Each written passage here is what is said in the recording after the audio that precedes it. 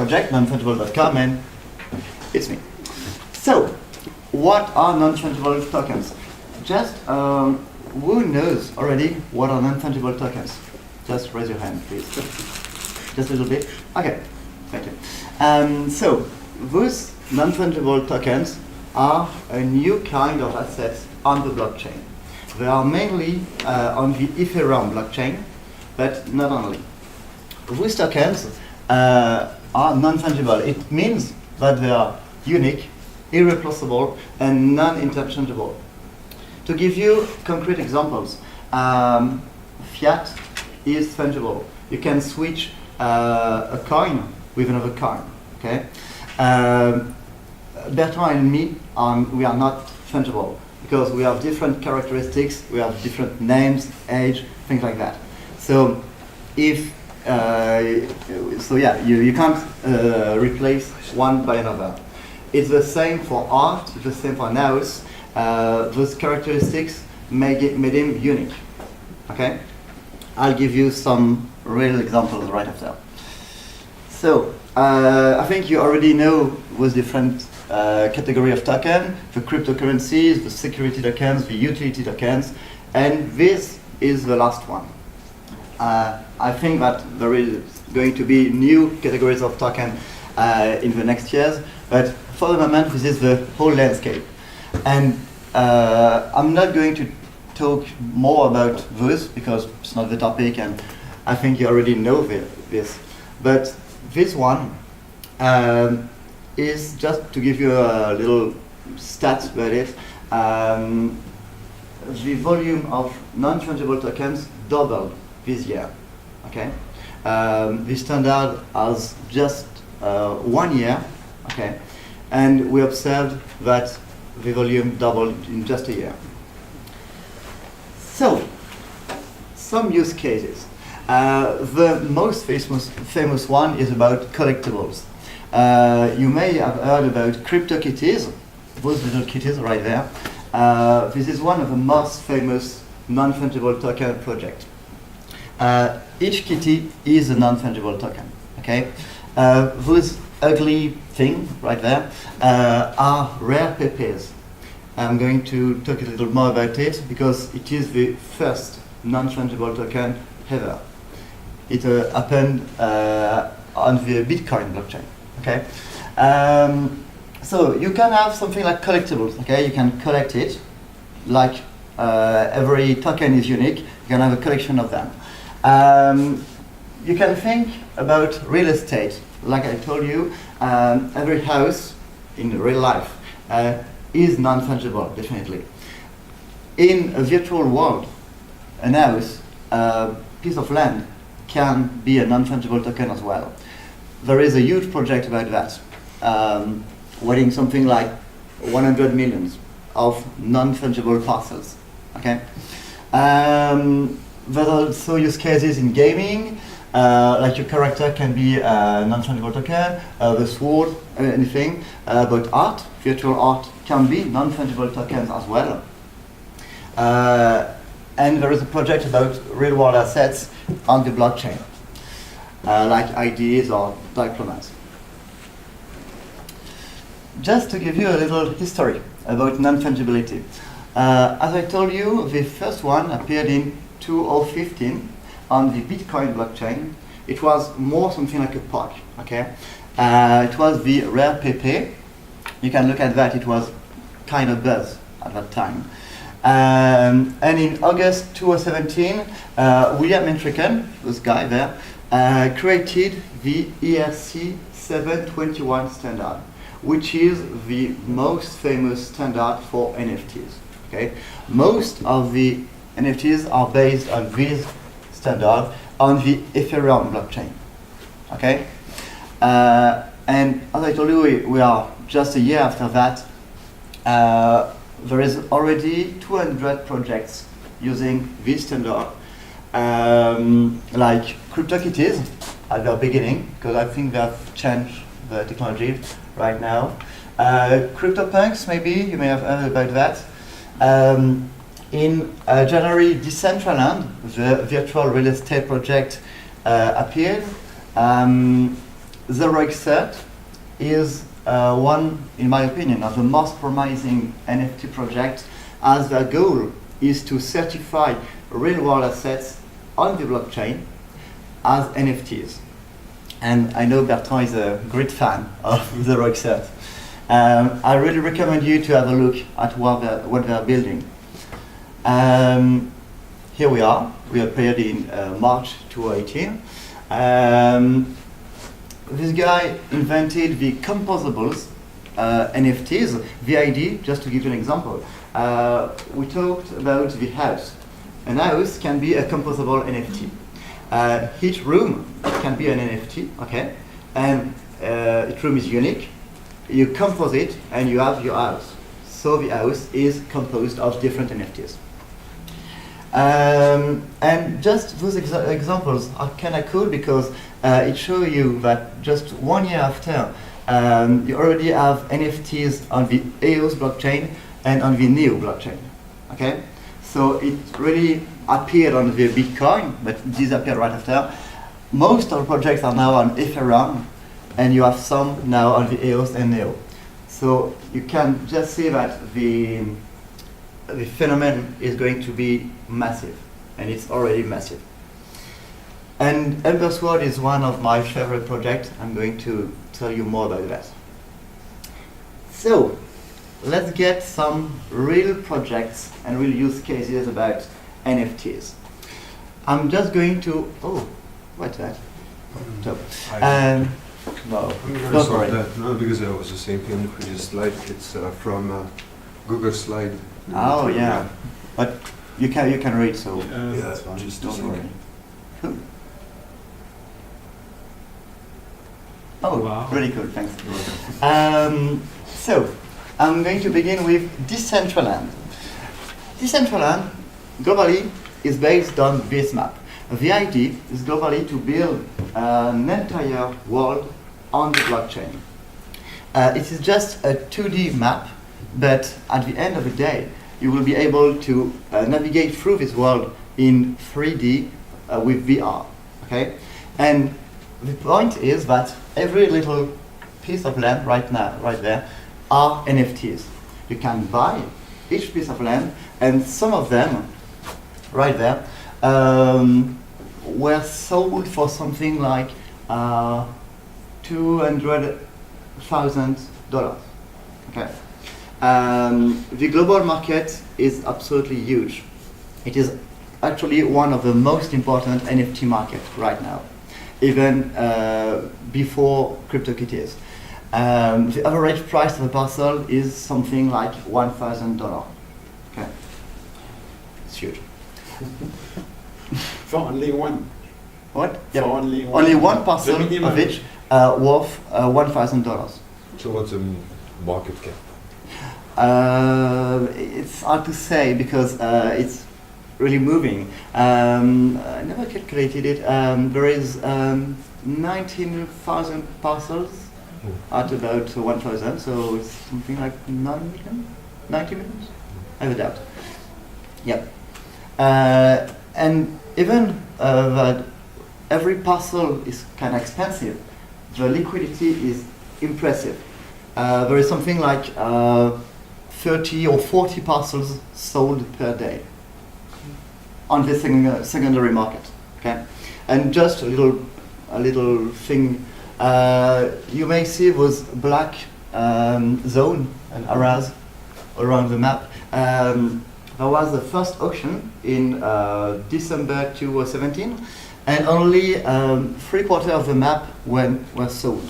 They stopped the auction for, I don't know, technical reason, I guess. And second auction is going to happen at the end of this year.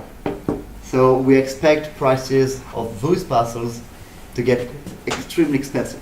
So black dots are bought? No, the black dots are not yet bought. Okay. All the gray one, yeah. Oh, okay. Yeah. So Those are roads, okay? Yeah, okay. Those are districts. I have to explain what is a district. Okay. It's a really interesting thing.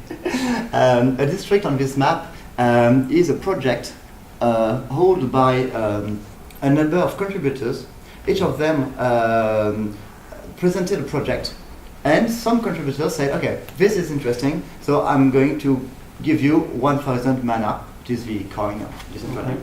And depending on the numbers of contributors, you get one parcel, the project owner get one parcel per 1,000 mana. Okay. And some of them, this is not the biggest one. The biggest one is right there. It is called Vegas City. You have not the whole map. Vegas City is estimated as something like $2 million Okay. right now. $2 million was invested to create something like Vegas Okay. in this world. Okay. Yep. So these Yep. are so Sorry, yeah. I came through Decentraland before, but I didn't really get the point at the moment because when you buy some land in it, Mhm. like what could you do with it at the moment? Build something like Minecraft or Sure. play with it, or what's the point actually? You know, You can- or it's like a second life. You can do scene whatever you or- want. This is exactly the point. A parcel is something like 10 meters per 10 meters, okay? When you buy one, you have a client to build whatever you want. It can be an application, it can be just a 3D stuff. Oh, okay, okay. And at the end of the day, the idea is to create real businesses and that, using smart contracts and things like that. So the idea is I don't know, I think it's right there, the fashion city, fashion district, I don't know. The idea is to have all the luxury shops right there in a 3D world. There is already a park that you can go through on the internet and just have a look at what it's going to look like. But for now, it's pretty empty, I guess. For the moment, you can't navigate because the client is not yet delivered. So For the moment, it's just 2D thing, and thousands of guys around the world are owning some parcels and building on their parcels, but they can't see in the real world what it's looking like. Yet. Yep, not yet. Okay. Hopefully. Yep. The issue, in my opinion, about this project is that VR is not yet massive. Yes. And I think, personally, that this project happens maybe a little too soon. Because blockchain is kind of massive, but not for mainstream.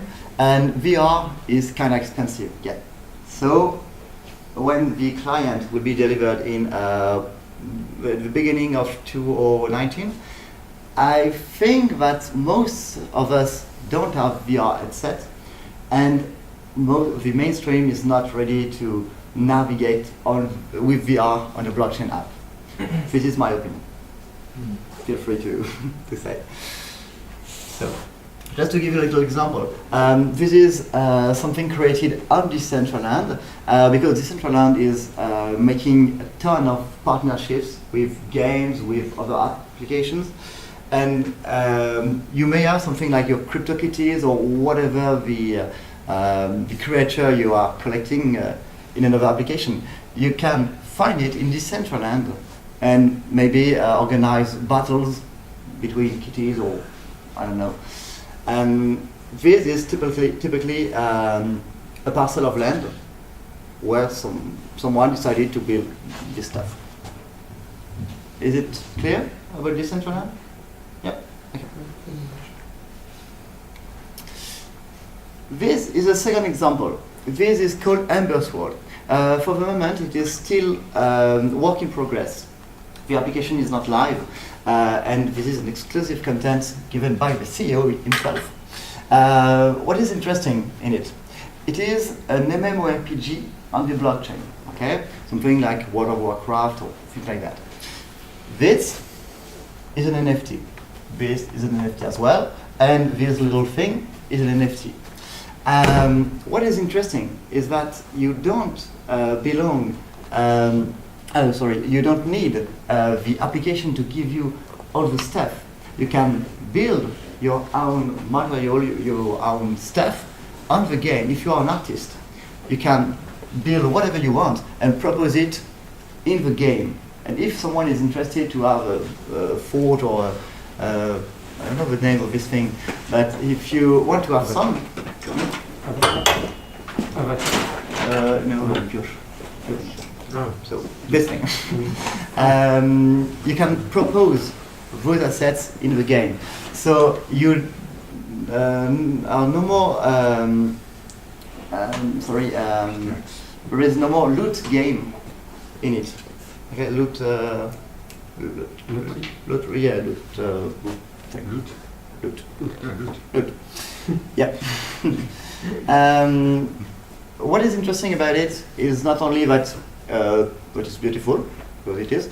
No, it's that the founders are former champions in video game, and they have a huge network. So the game is already is being built by hundreds of developers and tested by gamers around the world right now. So I really think that this one is really promising and has the potential to become massive. Because what is important about NFTs is that honestly no one cares about NFTs in the mainstream, but they care about gaming, about having something fun and going back at the house at the end of the day and enjoying something like that. They don't care about blockchain or about NFTs. And this, for what I tested, is going to be really fun. And I think that the use case right there of a character, like in World of Warcraft, where you can gain skills and things like that, can help NFTs and, at the end, blockchain become massive. It is thanks to the use case. I think it's clear. Cool. So, this third one, Crypto-kitties. The concept is really simple. You can purchase one kitty, purchase a second one, you breed them, and you have a little egg. So you can breed them and having new kitties after a certain period of time. It is just a collectible. The concept is that once you have bought one, it has specific metadata, okay? Each kitty is an NFT, of course, and it is linked to his parents, he can have children. And in itself, I personally think that Crypto-kitties is not extremely interesting. It's my personal opinion as well. Yeah, I know. But what is interesting about it is that it was the first application to become a little massive. I have some figures to show you right after about the use and the average addresses active on Crypto-kitties. It happened at the end of 2017, and it had something like 10 million of USD traded per day at the end of 2017. Is it okay for time? Yep, okay. And yeah, the kitty in itself, it's not a big thing. The main thing is about what they call the kittyverse. The kittyverse is a ton of applications around Crypto-kitties where you can organize races with your kitties, you can organize battles, things like that. And it is built by partners or independent developers. And this is, in my opinion, the real use case, because collecting in itself, it's collecting. Yeah. So, about the market and the trends. At non-fungible.com, working on this data, we are analyzing the NFT markets, we are analyzing the evolution of the price of the assets and the liquidity of it. So, just as I told you, about 200 NFT projects, sometimes more than 1 million transactions per month, okay? And just in 2018, more than 100 million USD were traded. So this is the market. This is a readable version of the market. Just to show you, there are only the 15 most important projects. This is the real market. Okay. The difference is that some of them, like ETH Town, Crypto Celebrities, and Crypto Countries, had huge peak. And the real issue is that crypto celebrities is a scam. Cryptocurrencies is suspected to be one. No. This is not one. This is a real project. So it's extremely hard to read the market right now because of the scams, because of this kind of peak. Okay, and you have some peaks like 30 million per week only with a scam. So it's kind of huge. And the real projects like Crypto-kitties right there, Decentraland, looks really like dwarfs in comparison. What is interesting is that, Crypto-kitties was huge. It's going to be quite small right now. Decentraland has only 90,000 assets compared to 1 million assets. But the price of the assets is huge. So the market is kind of impressive. Just for the little history, this peak in Decentraland was caused by the UK government because we identified on the market that someone one day arrived and bought everything that was listed under 15,000 mana. And we we identified it. This thing was called Nessie because it was moving underwater. And we identified that it was a little section of the UK government that had something like, 1 million or something like that, to invest. And they bought parcels in Decentraland. And they bought absolutely everything under a certain price. So the market was really upside down, like you can see it. And right after, the calm came back. I don't know if you have already heard about some of those projects. I recommend you to look at that list and maybe take information about that. Yeah, that's it. Yeah, don't have to say much about the real market. Any question? No? About the volume of transaction, the only thing we have to read there is that at the beginning of 2018, there's something like 5 projects making the volume. At the end, the volume, doubled, but most important thing is that it is quite separated between the different projects. So it's way healthier than before. Because having only one project is not saying that NFTs are going massive. It's just saying that Crypto-kitties is massive. Okay. And this is interesting as well. As I told you, Crypto-kitties is the biggest one, with 12 million traded in 2018. Decentraland, the second one, Gauthier Zuppinger, it's kind of cool as well. But most of this project, of the 200 projects, have really tiny volume. Some of them make something like $100 per week or per month. Okay? They are not dead, they are just not really used. Do you have any question about this chart or? Yep. To make it clear, to compare like a normal cryptocurrencies and a non-fungible token, the thing is like you can sell a non-fungible token to fiat, right? No. The point is that or to Bitcoin or to Ethereum. Yeah. Okay. But the thing is like there is no standard in price, right? That's the thing. The standard is not defined by the fact it is an NFT. It is defined by the project, by the use case. The value is defined by something like the invisible end, in the market. And in the because there is no like market cap. You don't know how many tokens there is in circulation.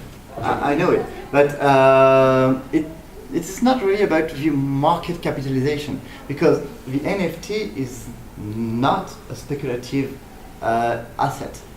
It is meant to be, an asset in a game or something like an asset of the real world stored on the blockchain, but it is not supposed at the origin to be a speculative asset. The use case is not speculation. It is maybe gaming, collectibles, or something like that. But you can do. Like you Like speak about everything. Decentraland. You can speculate on IKEA furniture if you want. But, yeah. Is it clear or maybe? But none of them at the same price, right? No, it is some parcels in Decentraland are the same price because the seller decided to list it at, I don't know, 1,000K.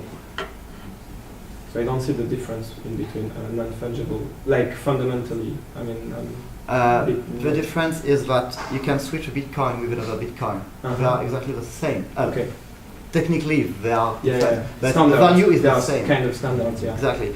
An NFT is fundamentally different from any other NFT. Okay. Even if the price is the same, Okay. That's what the I'm saying. metadata Yeah, are that's different. Okay. What I like to compare them to is like a non-NFT token is like a coin, but an NFT token is like a check. Yeah, okay. So the figures on it is different, it's like different, pretty much. each one and Okay. different. You can get. Okay, got it. You had a question? Yeah, what is the goal to have this NFT? What do you do with it? This is an interesting question. I just have to go back to a previous slide. There. You can do. You can do whatever you want with it. It is designed by the project. Crypto-kitties decided that their NFTs are going to be used for breeding and for collection. It is just a use case. Decentraland decided that their NFTs are going to host content and to build a 3D world, okay, like Second Life in a way. Zero Except decided to host real world assets like IDs and real estate documents on the blockchain as NFTs. So there is not something like a goal in building NFTs. The point is that you can use it and you can have this kind of use cases because each of them is unique. Is it very clear? Not really. No? Yeah. Yeah. Honestly, about the technical thing, I can't say you much about that. Bertrand is much aware about that. But I'm really interested not in speculation, but in the use cases. And you don't have this kind of use cases with coins. The Bitcoin or whatever coin you want doesn't propose this kind of use case. Probably to make it simple, like let's say a normal cryptocurrency like Bitcoin, to compare it, you can compare it to fiat, where you can change €1 to €1, Yeah. €1 to $1. Absolutely. And let's compare probably like a fungible token to antiques probably, Yeah. where none of them like have the same price because they're all like have different features, right? Typically, totally. Yeah. And to get out of the maybe monetary side, if we look, for example, at art, we could print posters on the Bitcoin blockchain. We could say each coin, colored coin, is postered. So you can buy a poster, you have the poster, but everyone is the same. And so you could actually change one poster against another. People won't mind. While with NFT, you can actually produce unique pieces. So if you do this, you can do this with art. But with original content, you can say this NFT, for example, is the ownership of the song, and then according in this NFT, you can say a smart contract with this owner, this producer, and then it's easier to deal with because you can sell the song, you can borrow the song to someone as a unique thing, which is allows lots and lots of secondary applications. Yeah, tokenized it. Exactly. Yeah. Absolutely. And there is already some projects about digital art on the blockchain. Digital artists are making things, animated or not, and they are selling it as NFTs on the Ethereum blockchain. So, just to go back to okay. Yeah. What are we doing in this ecosystem? I already told you that non-fungible.com is mainly focused on the data, on the analysis of those markets. Okay, and not only, but Just to give you a little overview, for the moment there is something like 200 projects and 200 marketplaces. Okay, almost every project has its own marketplace. They are publishing the tokens. Okay, there is 2 marketplaces which are only focused on NFTs. The point is that those marketplaces doesn't work at all. The volume in OpenSea, which is one of the biggest one, is something like $100 per week. It's nothing, in a way. My personal explanation about that is that it is not a use case to buy Crypto-kitties or parcels in Decentraland in the same place. To give you a concrete example, you never enter a shop to buy a car and a house and furniture. You go to a place to buy furniture and then you go to another shop because it's exactly the same. It's not like coins, it is things, it is goods. Okay? So I don't think that it is a use case to go there to buy this kind of assets. Where is Decentraland? The Decentraland marketplace is working really well, as I showed you. Same for Crypto-kitties, for every project. And for the moment, we are one of the only 2 for the moment, websites providing tools and analysis about those markets. And our goal is as well to give some awareness to the upcoming projects, because for the moment there is no place to find all the information about those projects. You have to go on Twitter and spend a ton of time to find information. So we hope to solve 3 issues. The first one, as I told you, is that it is complicated to find relevant information about those projects. Avoid scams is kind of complicated because each NFT is telling that it is a revolution, of course. The other speculation is definitely killing the market. Because, as I told you, it is not designed to be speculative assets. But we are constantly flipping, and on the cryptosphere there are a ton of speculators. So when you enter a market, you arrive to the Decentraland marketplace, the assets are extremely expensive, and some of them are listed at something like $2 million, but no one buys them. They are expecting someone one day to buy it at that price. But you have no way for the moment to know what is the real price of an asset. So this is the third point. The NFT market and marketplaces, a lack of transparency. You have no information about the current price. I can't say it is a good price, but it is the average price of this kind of assets. If you remember the map of Decentraland, some parcels at the really upper right corner are not worth a lot, but some sellers try to sell it for millions. And if you arrive, it is your first day in this marketplace, you don't know what is the good price. So this is our point. It's the same for Crypto-kitties, the same for every market. So here we are, offering visibility to the upcoming NFT projects, bring transparency to the NFT markets, help the players and some stakeholders to make great deals, because some people are buying NFTs and 1 week after say, okay, I don't give a fuck about that, so I want to get rid of my NFTs, so they sell it for nothing, and those are great deals. And we can help players to buy this kind of assets. And of course, gather all news in one place. This is our goal. The website is already live, just for information.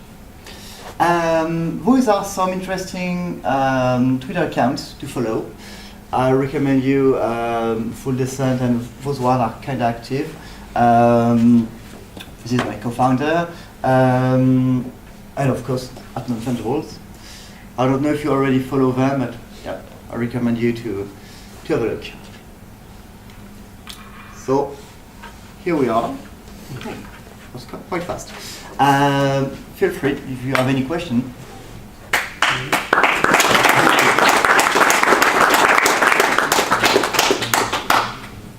So we start.